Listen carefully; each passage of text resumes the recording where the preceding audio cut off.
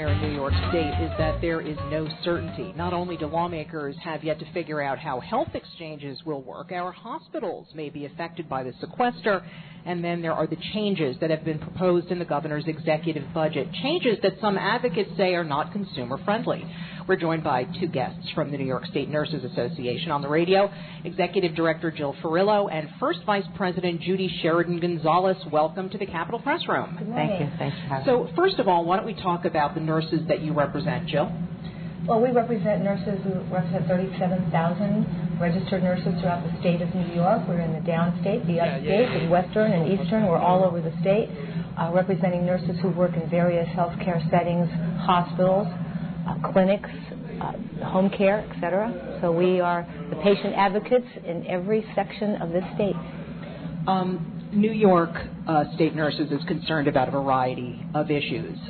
Before we get to specifics, maybe you can just give us, both of you, give us a sense, an imprint of how fragile our situation has become in hospitals.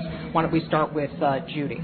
Yeah, we're very concerned about what we're characterizing as the corporatization of healthcare, and now New York State has kept out for-profit chains from the state before, and now we see that specter raising its ugly head right now. Through an experimental process, they're advocating in Brooklyn to privatize two facilities who are having so-called financial difficulty. Are they're looking to privatize two facilities in Brooklyn, or one upstate and one in Brooklyn? Well, they're merging two facilities in Brooklyn, Interstate in Brooklyn, and they're talking about another facility somewhere upstate.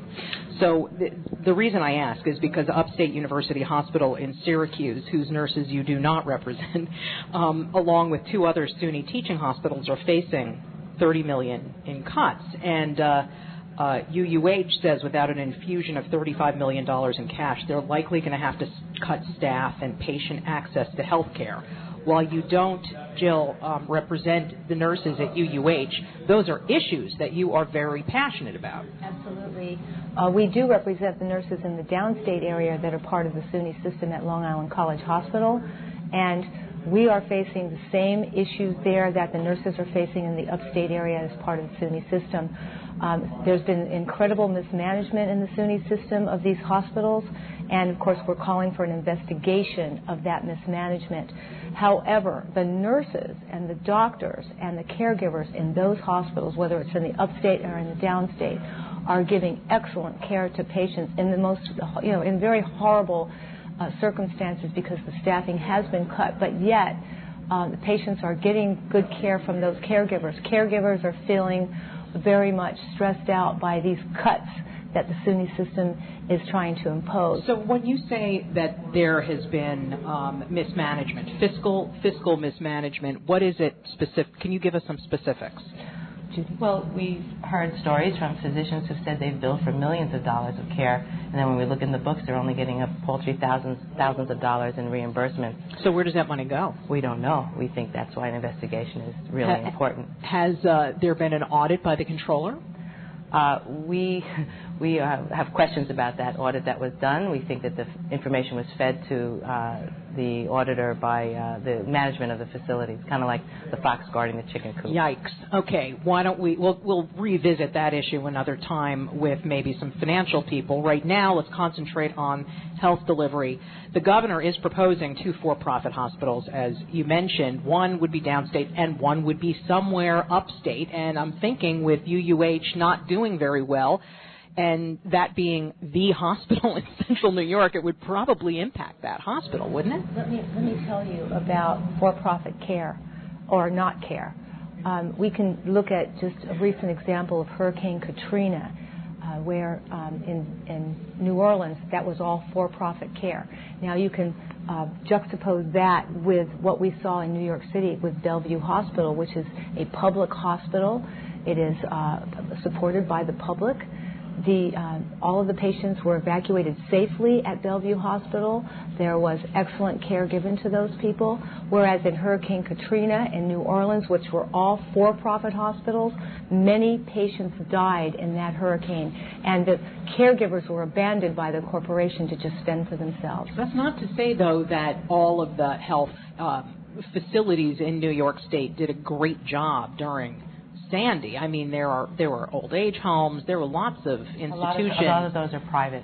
They're private? The private sector has stepped into the nursing home industry in New York State, but not into the tertiary care industry. So, Judy, what's the why? Is it simply the profit motive that prevents... Well, you have to do the math. I mean, if you have a certain healthcare dollar and a certain portion of it is going to stockholders for profits, where that money should be going for patients, that money should be going for healthcare and for the communities that we serve. And what happens in Long Island College Hospital is very important to the people in UH, in Syracuse, and elsewhere in the state. Because the fight we're fighting, where we feel that communities need to have a say in the kind of health care that's delivered to them, where the caregivers should have a say in the kind of health care that they delivered, that's a lot more important than what happens in the case of corporations trying to take them over. All right, so let me play devil's advocate here. Illuminate for us what's better. If we have Upstate University Hospital that is going to go bankrupt or can't serve as many patients in this wide swath of upstate New York, isn't a limited nonprofit hospital, for-profit hospital better than just a limited nonprofit hospital? All communities deserve to have access to care. And healthcare should not be based upon whether or not someone is making a profit off of it or not, because all people deserve access to care. So we need to have all types of health care available and all kinds of access to care available for all communities. Now, if that particular hospital, if they were to find that there's not enough money, then they talk about closing it like they're talking about closing Long Island College Hospital in Brooklyn. Then what's happening is that communities are losing that access to care. They're losing their emergency room. They're losing the ability to be able to access that care, and people die. Jill, can these for-profit hospitals somehow segregate the unprofitable patients and say, we're no longer serving them? They do that. That's what's happened in other states. In other states, that's exactly what they do. They cherry pick. Did they do that here? Well, right now, the for-profit hospitals they are not allowed to operate in the state of New York. They're trying to do that through this budget bill, and that's why we're here today.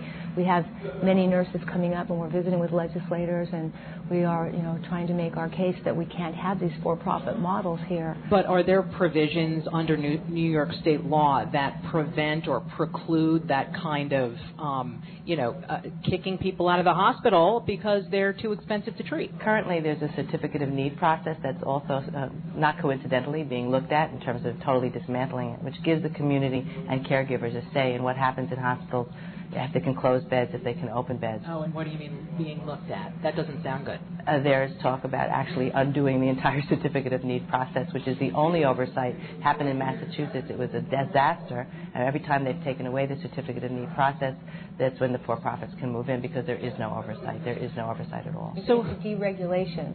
It's a deregulation of our hospitals, just like when they tried to deregulate the airline industry, there were serious consequences, and we are concerned about that. So what kind of headway have you made with, for example, Senator Campanin and Assemblyman Richard Godfrey? These are the two heads of the health committees. We've made very good progress, I believe, in the Assembly. The Assembly just recently published their version of the budget, and they have eliminated altogether in their budget version the for-profit model. However, in the Senate version, there is still a modified version of that that's very troublesome to us, and that's why we're here today. So, Jill, where is the governor on this? It sounds like the governor might be more of a fan of the for-profits than you would like. The governor does have a version in his budget that is putting forward this pilot project, that there would be one in Brooklyn and that there would be another one in the upstate. We don't believe that patients in Brooklyn or patients in the upstate should be used as some kind of an experiment for what we know already, looking at the model nationally, to be dangerous care. How come, Judy, they say or they expect that there will be less of a problem making a profit, or making money, I should say, than nonprofits have? I mean, it just seems like the same pressures and challenges are going to be on for-profit hospitals as they are on not-for-profit hospitals. Right. We think it's a mythology. They say that these saviors are going to come in with their capital, but what they're going to do is just skim off the top and then go. It's sort of like hit and run and leave. You know, the problems that exist are the lack of resources to begin with and the disorganization of how care is delivered. We think that communities and caregivers really need to have a say in what they need to keep our communities really healthy. How is all of this, whether we go ahead with for-profits or not, how is it going to fit in under the health exchange program and all the ACCA changes? Well, the way that this is being implemented right now is there are a lot of problems because the corporations are trying to take advantage of it. The corporations are trying to implement it in the way that they see fit. So we, the New York State Nurses Association, who are the patient advocates, we are the ones that are there for the patient. We are trying to make sure that in the implementation phase of this, that patients are protected everywhere, that people have access to care.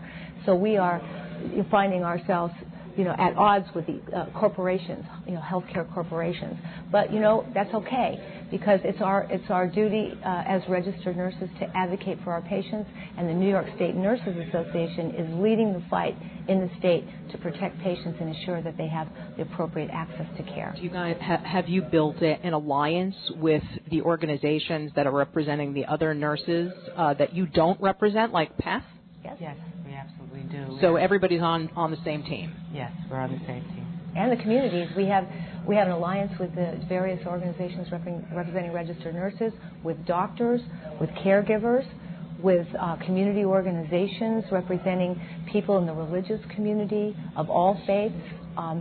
It's extraordinary what's happened in Brooklyn. We've galvanized the community to come together around this issue because they all feel so strongly about it. Every nationality, every race, every religion, every population is united around this. When you wake up and you realize that there might not be a place to go if you're very sick, that's a scary proposition.